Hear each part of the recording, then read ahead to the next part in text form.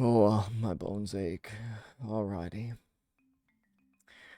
What's up, everybody? My name is Ethan. I go by Lord Ethan. I'm an Overwatch collegiate varsity coach of coming up on 6 years, just under 10K coaching hours. And today we're going to be taking a look at Ryan. This is a Juno player on the competitive ladder. Now they're hanging around just around the platinum elo. I think probably like mid-high plat. They say, hey, I was wondering whether you could take a look at a replay for me. I was playing Juno on Rialto, and I genuinely don't know what else I could have done to try and turn that game around, and it just seemed like a loss from the start. Here's the code, and I know I probably made loads of mistakes, but I feel only myself and Anna were actually doing anything the whole match. I think these are some perfectly valid ways to feel. We're not going to go and take a look, but my history tab is a red carpet. It's like I'm a celebrity. They see I've got a YouTube channel with 200 subscribers, and Overwatch, all of a sudden Aaron Keller is like, ho, watch out, everyone. This guy's a star. I did take a peep at this one, and I'm actually really excited about the stuff we're going to get to talk about. So let's not waste too much time and just jump right into it. Okay, so starting position here is actually really good. I really like this, and we already get a really nice scouting profile, right? We see I don't know if we saw a glimpse of the Bastion there, but we do have a really nice idea of kind of like what style of comp they're running. We see the Ashe, the Lucio carry, we've seen the Sigma, right? So it's kind of like a hybrid, kind of like poke run into us kind of deal, and so that means being out in the open is going to be very scary for us because they'll be able to poke us down, and being too close is going to be very scary because they'll be able to rush us down. Okay, I want to remark on how Juno, and I've mentioned this in other videos, that Juno is very much about simultaneity, right? Doing a bunch of different things all at once. And so that's why I really want to see some really nice big right clickies. And so to that end, I think that this right clicky up here, the pulsars, the torpedoes, sorry, I think that this one is a little bit of a liability because you're only hitting a little bit of damage here. Sorry guys, we're not going to pause and go back too often, but we're only hitting a little bit of damage here. We're hitting the Ashe, if anything. We actually don't even get a hit marker off of that, right? And then, so I think we can just sit on that ability for a little bit longer.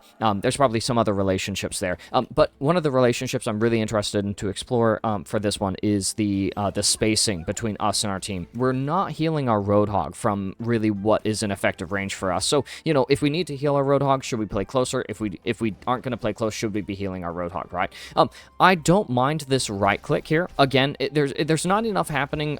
There's not enough healing being dealt with it, right? So simultaneity kind of being Juno's kind of one of her core concepts, right? I want us to get big healing, big damage, right? And if we're only going for the damage, only going for the healing, then we're not engaging ourselves in simultaneity, right? It's also really interesting to me that where we had just dropped off the high ground here, right? So we go for the right clicky, and because we move out for a right click that, we really don't have scouting to justify for, we drop off the high ground here for virtually no reason, right? And then we end up on the low ground, and that means that for our next right click, we have to set up a glide boost onto the high ground. I don't mind the speed ring, but that one is like very purposeless. There's not really a point to that. We're back here on the high ground. We're going to get pressured off. It would be, I feel, easier to just go for another right clicky, never bail off the high ground, go for the right clicky, and then whenever we get pressured off, we can just drop or even glide boost out because we probably haven't used glide boosters to get a right clicky. Although the two abilities can often be used in coordination with each other. That would also put us in a position to play a little bit closer to our Roadhog. And fair enough if we don't want to run all the way out here as Juno, but again, if we want to heal our Roadhog, this is probably the position from which to do it if he is playing over here, right? So those are all things to consider. These are related, I think, right now to spacing and a little bit of timing as well. Also making sure that we have really good ideas about like why we're using our abilities, right? So using our healing, our right click to get a little bit of healing there. Was it because we were low on our mag? Yeah. So that's actually, I'm willing to accept that, right? But if we're dropping off of high ground for no discernible reason, right, then I'm going to have issues with that, right? If we're throwing out speed rings for, we could have probably turned around and speed rung our Roadhog, right? As opposed to speed ringing in front of him. He's going to catch a little bit of the speed ring, I think, because he's proximate to you during the cast, but might still be helpful to have him run out of spawn. Not a fan of the right clicky, unfortunately. Again, it's just not enough simultaneity. And do we see where we are? Out in the middle of the open here, away from our walls, corners, and covers. There is a relationship. I won't be able to talk about this. We go into this in some of my long VOD reviews. That's why That's why you guys got to book them. There's a relationship that exists between the objective, where it starts when the fight begins, and where it ends when the fight is resolved, either favorably or unfavorably. And so we should consider as well that we have a relationship to where we should be playing to control and regulate and position for power around, on, and for the objective, right? In this case, it's for objective denial, right? And so one of the things that we want to consider is that in order to deny the objective, we need to help sustain our tank, be not vulnerable to the high ground positions and to angles and lanes of damage, right? Maybe not too close to the ledge because they've got the Lucio here, but definitely not out in the middle of the open against the Sigma Ash. Remember, we mentioned it at the very beginning. If we're if we're getting a first fight read, right, which is where we're kind of figuring out what comp they're on, what heroes they're playing, how that composition might play, what rules it might abide by. Hey, that's actually the first right clicky that I've actually kind of liked. It does a little bit of both. If we're thinking about how that comp wants to play, we definitely understand. In addition to the fact that there's a relationship between where we should be playing and the objective, yada yada, right? We should probably be right here, positioned for that, right? Then we can jump onto the high ground, glide boost up here, duel anyone who's up here from close range. Ash is definitely not quite as comfortable, or whoever was up there is definitely not quite as comfortable fighting people who are 2 meters in front of her than 18 or 30 meters away, out in the middle of the bridge, right? So we've been doing a lot of backing up, and that makes me really nervous. See my other videos. Generally, my principle is that it's always better in than out, and I think that negative movement here is what I call it. It's the idea that we use our speed ring, we move over here, and then where do we end up? Right back over here. So why move over here in the first place? Was it to take high ground? Shouldn't we just turn around and grab the health pack because we had sustained a little bit of pressure? Do you really want to venture out here in the middle of the open after taking damage from this position so they know that you might move here and that you might move here, and they've got two people both ready to pelt either angle? And then on top of that, we move back out into the open. This is, again, all after taking damage, and I've covered this in my other videos, but damage ramps up very quickly, from insignificant to significant to lethal instances of damage, and none of the two characters who were marking you there deal insignificant damage.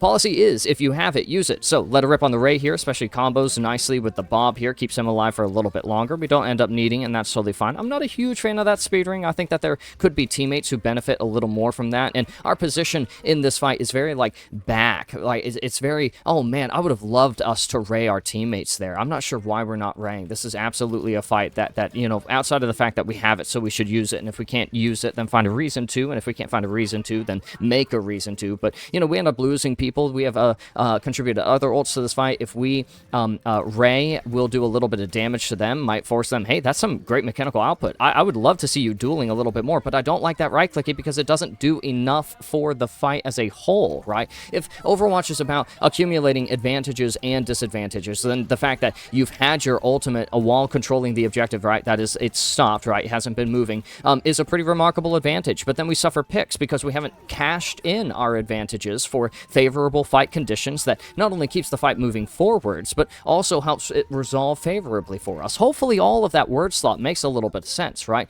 And so when we're considering the advantages and the disadvantages, I want us to absolutely think about our pulsar torpedoes, the right clicky, as I call it, as a mechanism to helping us define some of those advantages and disadvantages. I'm not asking for 10 torpedoes each on 5 allies, 5 enemies, right? But I absolutely want to see a lot more advantages that you're building for your team, right? Ultimate usage, damage. I've seen you do some really nice damage instances, but I can't actually I can't get enough of it. How much damage do we have right now?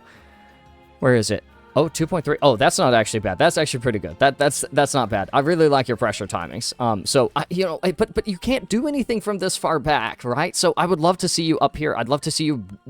I mean, probably don't int, but man, I would love to see you run right up in front of the Ash, right? And duel her. It looks like your mechanical output is pretty favorable, or it's pretty good. I'm gonna repeat words. This is terrible.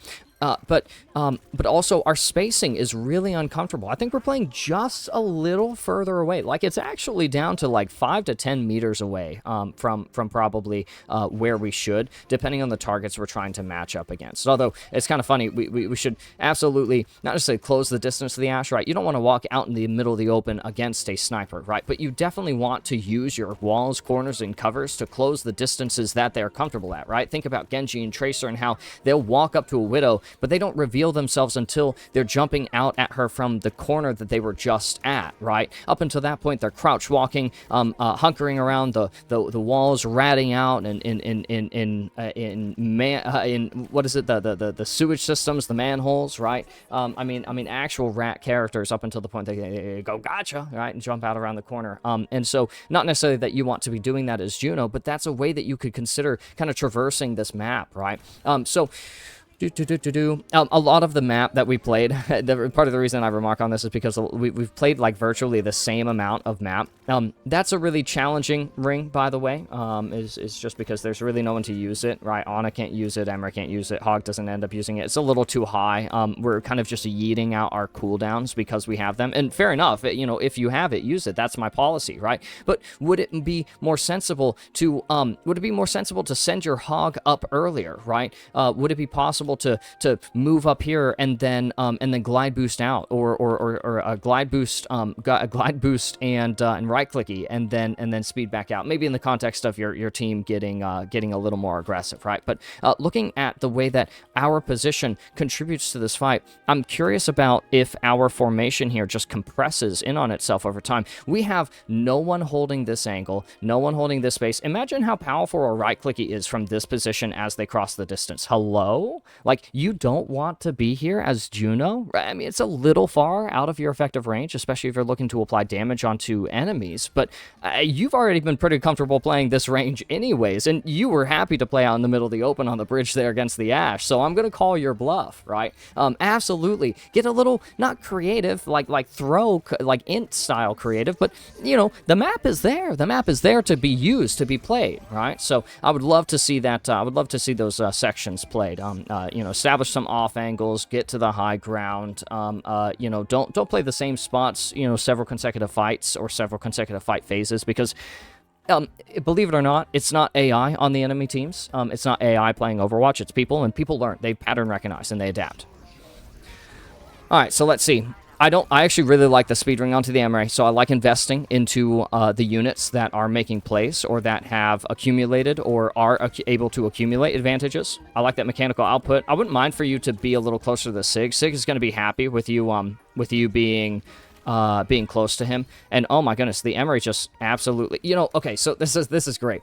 Don't heal the Emre, just shoot the Juno. As soon as you see this frame, I'm looking to shoot the Juno there instead of try to right-clicking my Emre. The fastest way to get healing is to not take damage. I've used this example before, like if your buddy is getting mugged in a dark alley, right? You know, gun to their temple, hey kid, hand me over everything you got in your pockets, right? Or your friend gets it, right? Are you gonna like pump syringes of morphine into your buddy, right? Into your pal as they lie bleeding out in your arms, right? No, you're gonna whip out your sidearm and you're gonna shoot the threat in the... Okay, we're getting a little violent and off the rails, and I've already used this material before, so... But...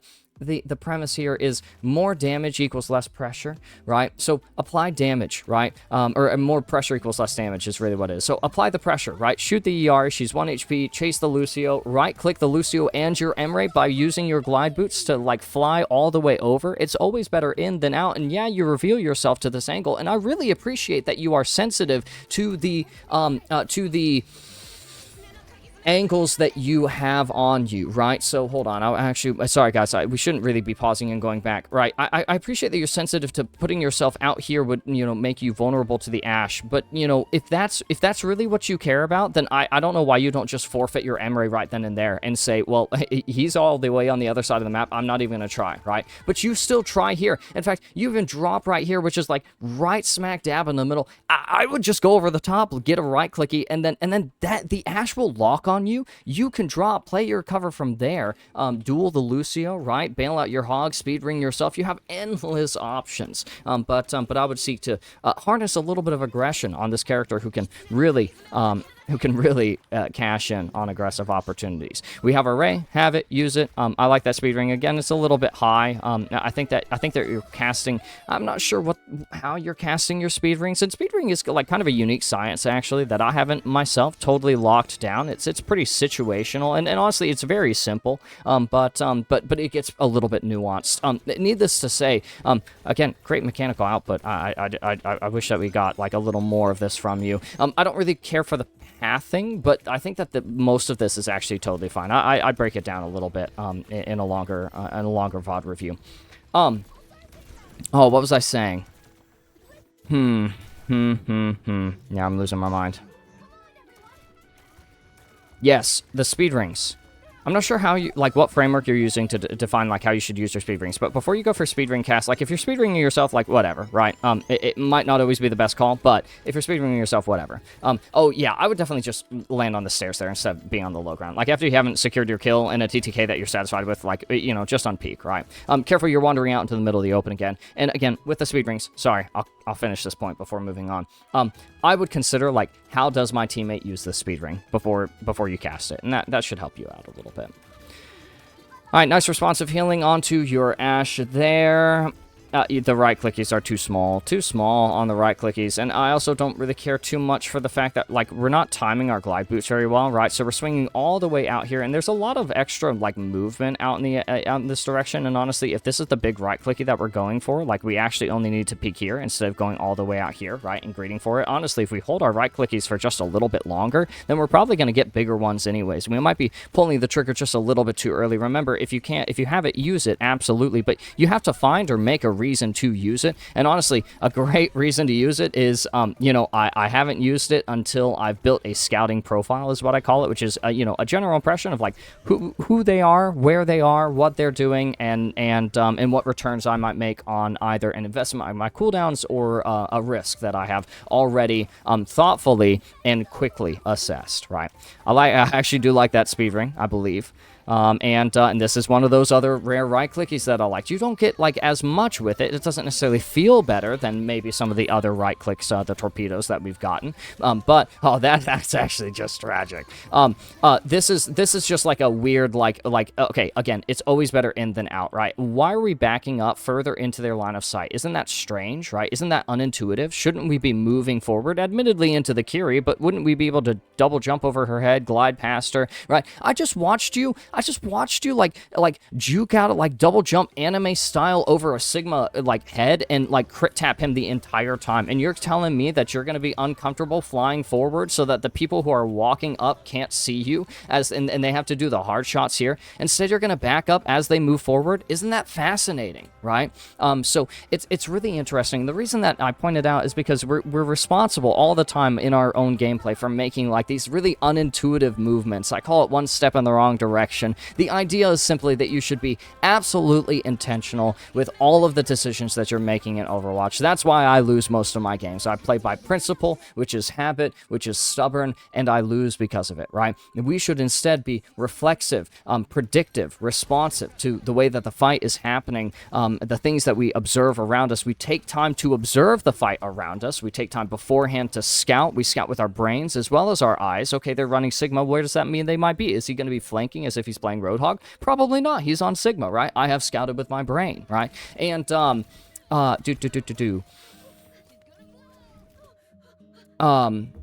goodness, where was I going with this? Yeah, I'm losing my mind, guys. My bones ache. Oh man, this gameplay's making my bones ache, but it's, like, in a good way and in a bad way at times. So we want... So we want to do all of these, we want to do all of these things, and we want to do them very intentionally, which is why I'm so principled. My principles help me understand, like, how to make my decisions a little bit easier, right? How to make the games a little more readable. And hopefully that's some of the insight that you're getting from this review as well. So I don't mind this, but as soon as you like see the ash marked over here, like you're so close to your Ray, Ray like right now, you have to Ray. I don't even understand why to save it. Your Ana even shot you once, so you really can only Ray right there. There's quite a bit that we skipped over just because we're gonna run out of time here on this one. I only picked out so many Genshin Impact summer songs, and I'm actually yeah. We're getting to the end of that that little playlist, and so there's a lot to break down there. It's very similar kind of idea there on the second objective, the second stretch, which is, I'm sorry, point 2 to 3, or that first corner of their point is it's just there's a relationship between where the cart stops, where it ends, when fights start and end. And part of the reason that this is not really gone too well for us so far is because we've chosen very sparse times to contest the objective. Not necessarily your job, but it is part of the reason that we're losing here. Okay, yeah, that's pretty reactive there. I don't mind you helping out your hog there. I don't know if you need to play that close to him, or rather, you know, well, yeah, that's actually okay. I have no problems with that. Moving the objective is fine. It's a little bit of a liability, especially for hogs rolling back up here. I like the damage onto the Lucio. What are you going to do about your hog getting booped, right? And I think you even gave him a speed ring so that he could, like, help cross the distance, but instead he's greeting on... Okay, all right, so now jump up here. Like, you have to jump up to the high ground. Wrong high ground, but... Oh, man, and we're greeting a little bit with the right clicks. We're also jumping up on the high ground. That makes the Ashe shots easier to land. I want us to watch that from her POV real quick, and because, like, this is what we're looking at. Right, very, very easy, much easier to hit. So I always warn people about jumping. I haven't noticed it. I haven't noticed, like, enough jumping to be like I normally am. And that's so sad that we lose our hog again. Again, you know, not really much that you can do about that. We still haven't grabbed the right high ground, and the timing on our pulsar torpedoes is still a little bit strange. I like that speed ring here. We have our pulsar torpedoes just in time. Our jumping and movement up until this point was like a little bit wonky, which is why we don't have our best possible pulsar torpedo up until like the very end there, which is also why we take as much damage as we do. We probably won't have that kind of leeway in many higher rated lobbies, where instead it's just a little bit better. We have weird steps backward, by the way. I would rather us just always be trying to play more forwards, right? It's always better in than out, right? So even though it's like really tempting to back up, because we're gonna see that. All right, backing up now. Okay, now backing up even further. Now staying back as the team moves forward, while there's empty high ground to take, out of line of sight from their threats, where that would give you a good angle for your abilities, but you're casting a little bit too early because you're not in the positions to understand or scope out or immediately observe that it's the time to cast your cooldown, right? So instead we have to traverse all this distance. We have to use like basically all of our glide boots. We have to put ourselves at immense risk just to get a right click that we could have easily scoped out, scouted, and accomplished from this position by playing here much earlier, right? So, again, we want to cut out some of the unintuitive things, and we want to lean in towards some of the more intuitive things, right? Things like using the map, having reasons for our cooldowns, ulting when we have it. I've said it all kind of consistently over. It's so funny. Go back and watch some of my other VODs. I say literally the same stuff in every single one. It's impossible to do anything otherwise. I like that speed ring. Less time gliding around out in the middle of the open, more time taking a high ground position, right? That'll equip you to duel with the Ashe. Imagine if you're just, if you're up on high ground literally earlier, you get to see her sooner, shoot her sooner. Your mechanical output makes you competitive. I think this is, what did you say this was? This was Platinum? Playing Juno and Rialto, don't know. Yeah, this is like somewhere in Platinum. Yeah. If you're competing with your Platinum, with like the enemy Platinum DPS characters, then I think that you should definitely be finding opportunities to duel, do damage, and those opportunities are going to be very apparent, very clear, very attainable from positions. That's a great right-clicky. That one's probably my favorite right-clicky so far. I love it when you're doing damage and healing, right? Juno simultaneity, right? Damage and healing with the right-click. You can speed ring in, out, kite in, out, give it for yourself, have it for your teammates.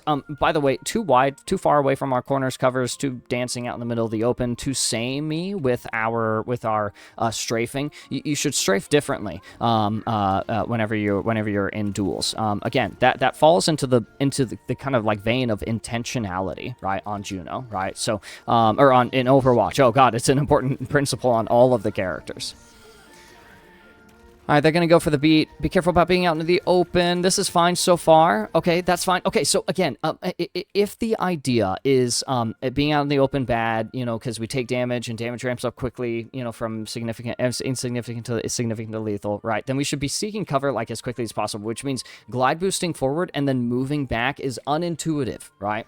Look at where we end up anyways. We end up here. Why do we have to glide backwards to get here? We don't. That's the secret. Like, pull up a Pro VOD. There's so much, like, professional Overwatch happening right now, I believe. Pull up a Pro VOD. See how many of those players, when they have somewhere that they know they need to get, which is, by the way, like, every 8 seconds, you should be looking for where your next good spot is and moving there. Anytime you see a professional player, professional standard player, or even a high-level player, anytime you see them looking to get somewhere that they know they need to be, there's not extra steps. That's wasted time. That's a position from which your cooldowns and ults and abilities and playstyle are weaker. I like that Ray's just not quite in the right direction here. And then probably worth doing a little bit of healing onto your team. I'm not entirely sure why the team was backing up there. If your team's going to back up, then maybe you Ray backwards, but how are you going to know that unless you're coming with your team? Oh, man. Okay, yeah, we have too much damage right clickies. Like, I would have loved... I mean... Yeah, too much damage right clickies, I fear. Too samey. We're using our right clickies for, like, a lot of the same reason every single time. I always hate that. I like doing things differently, right? Moving differently, pathing differently. Have you noticed how we've played this main angle this entire time and haven't, like, even once tried to, like, come over here and get, like, a right clicky as our team crosses? Isn't that timing? Isn't that map control? Isn't that doing things differently, right? In consecutive fights and consecutive fight phases? Because remember, Overwatch players, they're not bots. Well, they pattern recognize, right? It's really interesting as well, right? Like I've commented a couple of times now. Okay, like, what are you gonna do about that? Oh, your hog gets hooked off the map, you know, whatever, right? Okay, but also, if we are playing all 4 of us in a straight line behind our hog, and they are playing all 4 of them behind their Domina, who has a shield, who has tons of damage, right? Who do you think is going to take all of the damage, right? But what if we have 2 of us over here for at least 2 of them to look at? All of a sudden, our hog is taking so much less damage. And remember, the way to get healing the fastest and the most responsive care is to not take the damage. It's actually a little bit sad to me that you just, like, give up on your hog there. That's actually really, really sad, right? Especially after I've been like, yeah, you know, oh, your hog. But, like, break the bubble, heal the hog. If you're going to lose your hog... Okay, no. I'm actually going to say this before. I haven't watched this far, by the way. So this one's going to be a surprise or it's going to be expected. Anyways, if you lose your hog here and you spend the next... 14 seconds just sitting around and doing very little at all, I am going to genuinely ask why you don't int forward to build ult, heal your hog, do damage, right? I mean, even if you die, it's possible that you do more before you die because you help your hog live, that you generate more ult than you do here in the next 14 seconds if you choose to wait here and sit there and wait for him to respawn after giving up on him, which is so curious to me. Now, should he be inting through the choke but without our supports on him? No, absolutely not. Oh, we're doing nothing. That's so unfortunate. Oh, no, this... Oh, no, I'm so sorry. That one is a little bit of an insulting right clicky to me. I actually really... that one is one that, like, oh, that one made me bristle. Oh, like a cat. Right? I'm sitting there like, oh, did not like that right clicky. I like that one, though. Oh, you have redeemed in the eyes of the Lord. The Lord Ethan approves of that one in particular. Now, there's a lot of ults that we cast into that. There's actually a lot of really fascinating relationships there that I would love to break down. If I was only a time wizard, I would create hours in the day to do such a thing.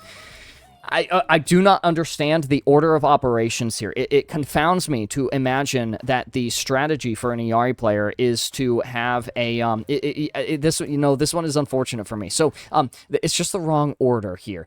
You want to, if the plan is to Ray this fight with a right clicky, and again, outside the fact that I want like more different right clickies. Really, the order here is rip your ult, and then after that, go for the right clicky so that you're getting the damage amp, right? Maybe speed ring before you go for the ult, because the ult moves pretty fast as well, right? As well, that gives you, movement and movement speed, mobility to dodge some of the shots that's going to be going, but you're also going to have a little bit of healing, which means you can absorb pressure. Remember when we were talking about how many people are shooting your hog earlier because we're not on an off angle? Well, if you've got 5 people looking in the air shooting at you because you're out in the middle of the open, right, which we shouldn't do, but if you have a ray and a speed ring, and your mobility and your healing, and you do damage, which remember, more pressure equals less damage, right? Or yeah, so you're doing a lot of damage to them, and because of that, they're too scared to do damage to you, and they're hiding, right? You see how not only your kind of knowledge of some of these principles and the way that you can use your character and their abilities helps you to kind of bend some of those rules that could otherwise seem inflexible. It also, wow, that's amazing. I'm going to lose my train of thought unless I wrap it up here. But essentially, that it's amazing. This whole VOD is like very well integrated. This was a fantastic sample of gameplay, and unfortunately, I'm not going to be able to cover really anything else. As far as takeaways, I say it in most VODs, all of it. The whole VOD. It's like I said, it's very well integrated. Guys, a huge shout out, a huge thank you goes to Ryan for providing their gameplay to be showcased, marked for improvement, and shared with many others who may benefit from the same insights. If you would like to have your VODs reviewed for free on the channel, then feel free to email this email address you see on screen. It's very important to note, guys, that you have to include the replay code. It's got to be close win or loss. So, it's just not a steamroll. Your in-game name, you have to include your current rank, division, role, heroes, any competitive goals, and then any pertinent insight on the match or any specific questions that you want answered. You can also fill out the form that's going to be linked in the description below. I can't get to all of them, depending on how many VODs I get, but hopefully everyone gets to be looked at, and honestly, if a patch wipes out replay codes, you can always generate new ones and send those in. Although repeat submissions are not often going to be reviewed. We'll take a look at some means by which to do that at some point in the future. For affordable, professional, standard coaching guys, feel free to DM Lord Ethan on Discord for full block, one-on-one VOD reviews and discussions, team or group VOD reviews, and scrims. I'm very comfortable coaching Overwatch, just period. As always, guys, thank you so much for watching. All of the support, especially early on, goes an incredibly long way, and it's really helpful in ways that none of you guys could possibly understand, not even myself. If you're new to the channel, guys, thanks for sticking around. If you're a regular, I'm very grateful to you guys. Y'all will never know the depth of my gratitude. If you're a hater, guys, leave a comment. Oh my goodness, I would love to spar with you, and just hear the opinions, because they're good ones. They're always good. It's always good to hear people who disagree, or even, hate your guts. If you're just along for the ride, guys, like myself, then stick around. It's going to be a pretty interesting time. We are careening continuously but carefully towards our fates. So, in the meantime, leave a like, a comment, subscribe to the channel, enable notifications so that you guys can see the moment that new videos premiere. And thank you guys all so much for watching. Remember, guys, to be good to each other, be fair to yourselves, and I'll see you guys on the next one.